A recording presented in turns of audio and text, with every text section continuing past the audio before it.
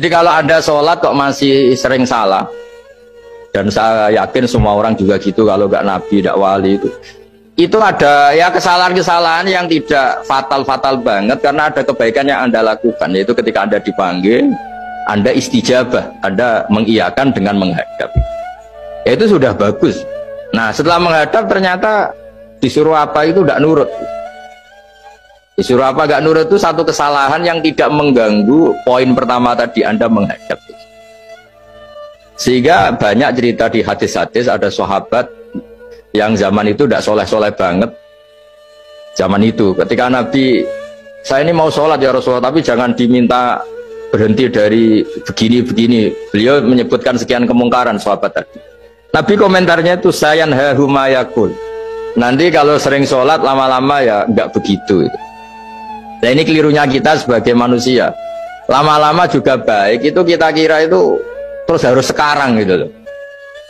Nah itu keliru, harus sekarang itu keliru. Bisa saja kita ini setiap sholat pasti sudah ditulis Allah nanti itu mati baik. Delala nanti habis asar sebelum kita maksiat sudah mati, habis sisa sebelum kita maksiat lagi sudah mati. Jadi barokahnya sholat itu ada waktu yang potensi ya, potensi sholat itu akhir kenangan kita, sholat itu identitas kita, sholat itu status kita.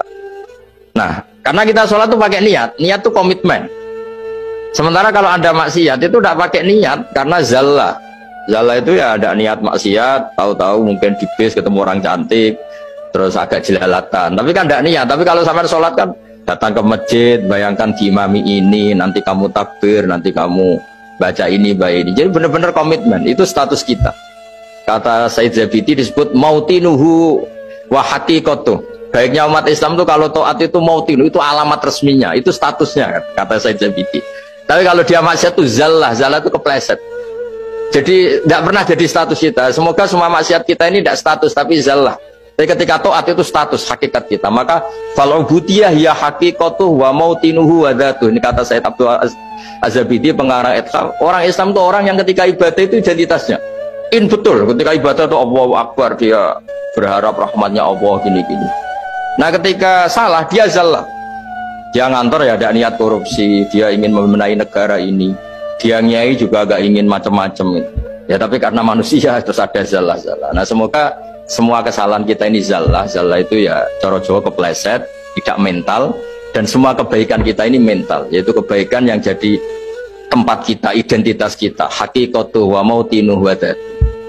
Tapi jangan pernah berpikir kalau apa artinya sholat kalau kita masih melakukan kemungkaran, itu salah besar. Sholat itu wajib, dengan Anda sholat itu sudah mengurangi kemungkaran Anda, karena Anda tidak melawan ketentuan Allah Ta'ala. Kayak kita orang Indonesia, meskipun kita koruptor, mau jadi KTP Indonesia sudah bagus, kita mau jadi warga Indonesia. Meskipun setelah itu kita korupsi dan salah, tapi lumayan jadi mau jadi warga apa?